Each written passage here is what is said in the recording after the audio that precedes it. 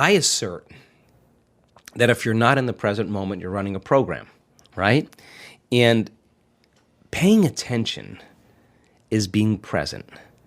And it's a skill just like anything else. The more you practice it, the better you get at it. And you know when someone's present with you in your life because they're paying attention to you. And you know when they're not present with you because they're not paying attention to you. So where you place your attention is where you place your energy. So if you have all of your attention in the present moment, you're conserving a lot of energy to create with. If I'm talking to you and you're thinking about where you're going to go for lunch and who you're going to go with and how you're going to get there, and I'm talking to you, you left the present moment and your attention went to some future. And your energy will go down and you won't be able to comprehend what I said. If you start thinking about what you should have said at the staff meeting 3 days ago, and I'm talking to you and your mind is back in the past, you're siphoning energy out of the present moment into the past. So people are constantly siphoning their energy into a familiar past or a predictable future because that's where their attention is. And the stronger the emotions that we feel to certain problems and conditions in our life, the more we pay attention to them. Right. So we give our power away to our ex. We give our power away to that big problem. And that's creative energy that we should be able to use to create a new future. So then when a person's sitting in a meditation and they're doing absolutely nothing, and it's 8 o'clock in the morning, and their body for the last 10 years has been going in traffic and getting angry and frustrated in traffic, and now they're sitting in a meditation at 8 o'clock in the morning, the body's going to say, hey, you're off schedule. I'm used to suffering and getting angry here. Yeah. So the body's going to start looking for that emotion, and it's going to start influencing the mind, and you're going to start getting images and memories just so you could feel that emotion. Like now the person's back in the past, but if they become aware that they're siphoning energy out of the present moment into the past, and they settle the body back down into the present moment, that's a victory. Yeah. And those victories add up. And you're telling the body in that moment that it's no longer the mind, that you're the mind, and that's a victory. And then people get frustrated and they say, I can't meditate. Oh, really? Well, actually, you're doing it right. That's actually what meditation, you're doing exactly what you're supposed to be doing. And then all of a sudden the body says, well, it's 8:15 now. This is when you normally, go get something to eat and you have your coffee and your body's starting to want to get up and do something. You become aware that your body wants to get up and move and you're in the meditation and you tell your body, you bring it back to the present moment and you settle it back down. You are training the animal.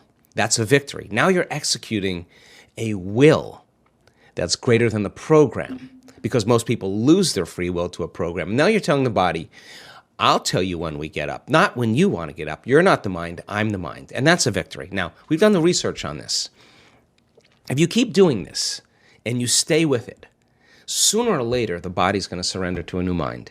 And when that happens, Sean, there's a liberation of energy. The body is freed from those habituations and those emotions. The body's going from particle to wave, from matter to energy. And all of a sudden, you're dialing down the anger. You're dialing down the vigilance, and the body now is being conditioned to a new mind. That is the present moment. And when you're in that present moment, something really amazing happens. You forget about you. All of a sudden, you're not your face, you're not your culture, you're not your marital status, you're not your diet, you're not your past. You're basically just an awareness. You're in the unknown, and that is the perfect place to create from. So it turns out that when people do this properly, they heal themselves of anxiety. Why? Because they're no longer obsessing about some future.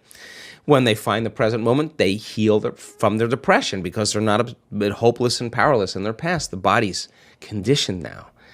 And so then, when they overcome themselves in their meditation and they step out into their life, they are more present. They can connect. They are more patient. They are more loving because they overcome the animal part of themselves. And the beauty behind that is that all of a sudden, you're not predictable. All of a sudden, something's different about Sean. He's not, I'm noticing he's not behaving the same way. You're out of the known, right? You're in the unknown. And all of a sudden, people, it's no longer what you're saying to them. It's who you are. They're just kind of scratching their head going, hey, he looks like he's really happy. I want some of that. And now we're out of the philosophical, theoretical realm. We're in the practicum, which is where really the magic happens. So the eternal present moment, the sweet spot of the generous present moment is the place we create from. And when we're there, we disconnect from our bodies. We become nobody. We disconnect from people in our lives. We're not thinking about our ex or our boss. We are no one. We're not thinking about our cell phone or our computer. We are no thing. We are not thinking about where we live, where we work, where we sleep. We are nowhere. And we're not thinking about the predictable future and the familiar past. We're in no time. And when you're disconnecting or dissociating from everything known, you're in the unknown, and that's where the magic happens. So if you're sitting in your meditation and your brain is going, you can't quit, it's too hard, you're becoming familiar with those thoughts, that's a meditation. There's no such thing as a bad meditation. There's just overcoming yourself. You're sitting there and your body wants to get up and do things and check your email and check your texts, and you become aware that it's doing that, and you become familiar with that, you're in a meditation. If you're realizing that you're angry and frustrated and resentful and all you're doing is sitting there, that's in there. Now you're becoming familiar with that old self. That's a good thing. And if you start saying, what thoughts do I want to fire and wire in my brain, and you keep firing and wiring them, you're going to become familiar with those. You start reviewing who you're going to be when you open your eyes, and you keep reviewing it, reviewing it. You keep firing and wiring, it's going to become familiar to you. And if you trade resentment and impatience for gratitude and freedom and joy, and you start making those chemicals in your meditation every single day, I swear to you, you'll get familiar with that.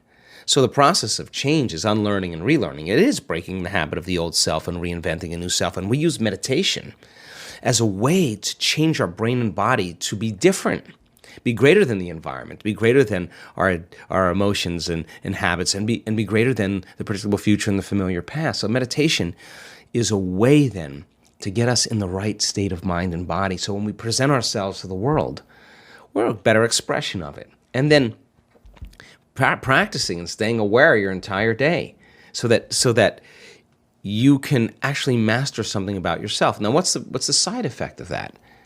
You're more in love with you because you overcame you. And as you overcome, and you keep overcoming, you're going to become somebody else. And so the beauty behind that is then your life begins to change in really mysterious and unusual ways. And people say, oh my God, I was so happy I forgot about my back pain or my neck pain, or I forgot about my food allergies, or whatever people are dealing with. Something biologically shifts in them, and they're freer.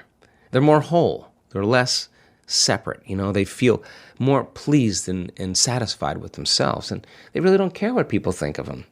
And they really stop judging other people because they're not judging themselves any longer.